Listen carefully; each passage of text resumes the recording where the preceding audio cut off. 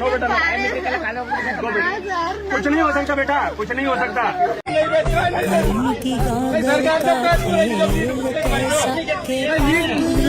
कभी नहीं वो मिटे जितनी भी जुस्तजू कर ले।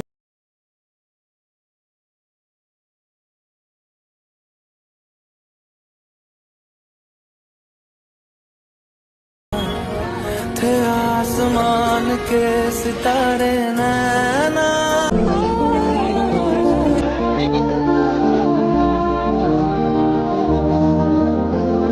देने गया, पेपर लीक हो गया। मैं उसे समझाता रहा, अबे पेड़ दे देंगे पेपर, तो घबरा क्या हो रहा है। वो इतना डिप्रेशन में चल गया, मेरे से बात नहीं, माँ से बात करना बंद, कोने में पड़ा रहता, बिल्कुल सुनसान। मैं दिन को चल बसा।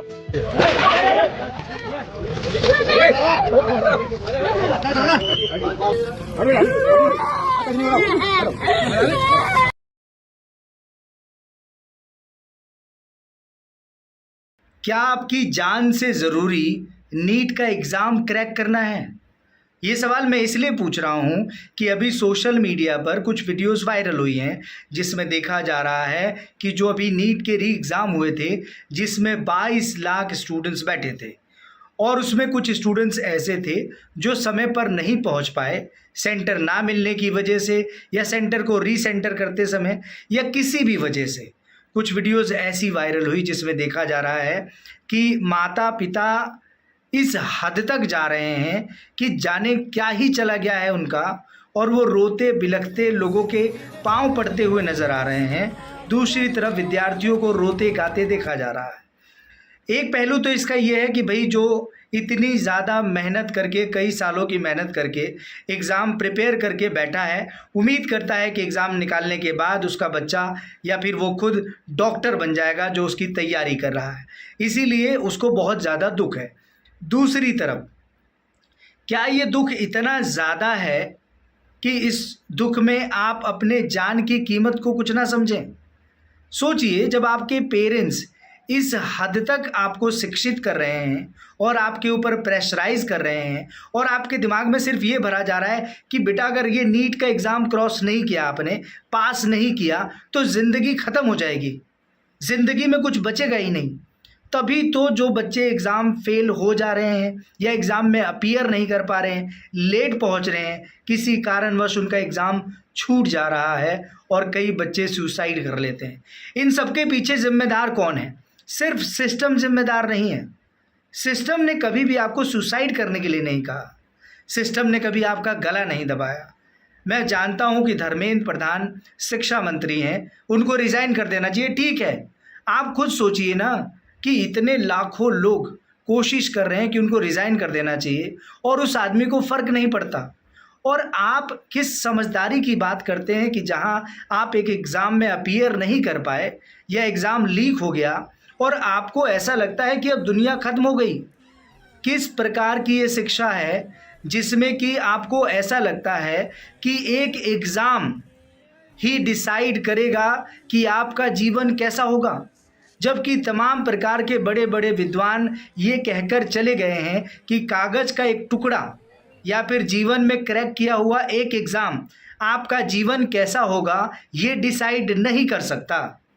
तो फिर किस प्रकार का मोटिवेशन इन लोगों को मिलता है कि ये पूरी तरह से अपने आप को विक्षिप्त समझने लग जाते हैं, एकदम नीचा समझने लग जाते हैं और इन्हें लगता है कि जीवन खत्म हो गया है।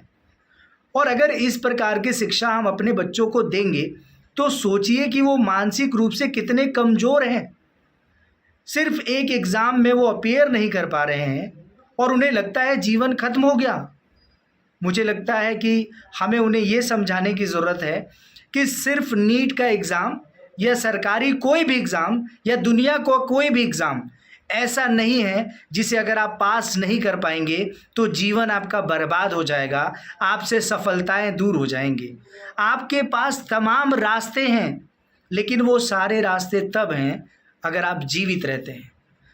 इस वीडियो को बनाने का सिर्फ एक ही मकसद है, मैं सिर्फ ये समझाना चाहता हूँ और कहना चाहता हूँ अपनी बात कि कोई भी एग्ज़ाम, कोई भी सरकारी नौकरी या कोई भी पद इतना कीमती नहीं है जितना कि आपका जीवन है। अगर जीवन रहा तो तमाम रास्ते आप खोज पाएंगे, तमाम आपके पास तरीके होंगे जिससे कि आप जीवन को और सुंदर कर सकें, खा सकें, कमा सकें। लेकिन कोई भी एग्ज़ाम ऐसा नहीं है कि अगर आप एग्ज़ाम नहीं दे पाए तो जीवन समाप्त हो जाएगा।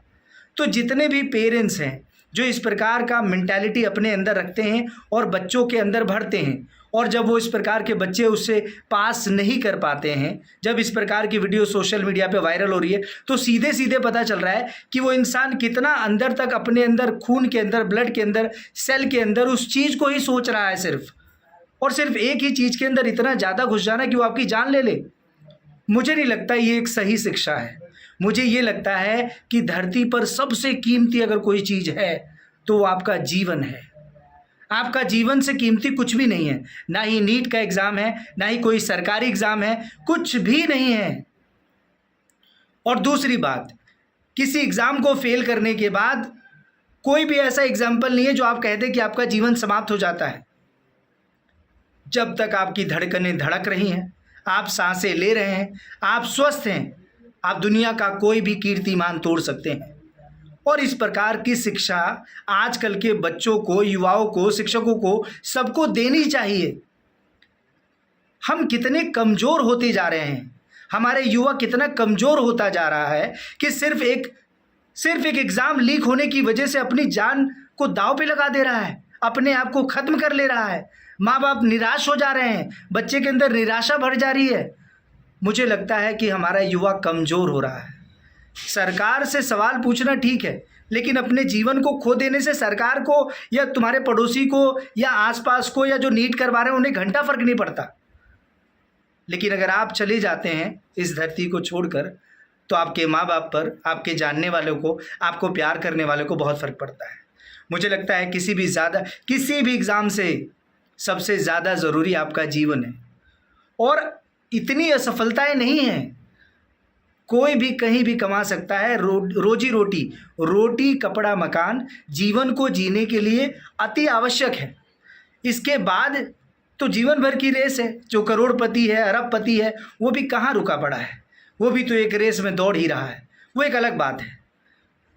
लेकिन कोई भी एग्ज़ाम आपके रोटी कपड़ा मकान आपसे नहीं छीनता, तो फिर आप किसी एग्ज़ाम को फेल हो जाने पर अपने जीवन को कैसे दांव पर लगा देते हैं? सवाल का जवाब दीजिए और इस वीडियो को शेयर कीजिए ताकि ज़्यादा से ज़्यादा लोग अपने जीवन को पहली प्राथमिकता दें।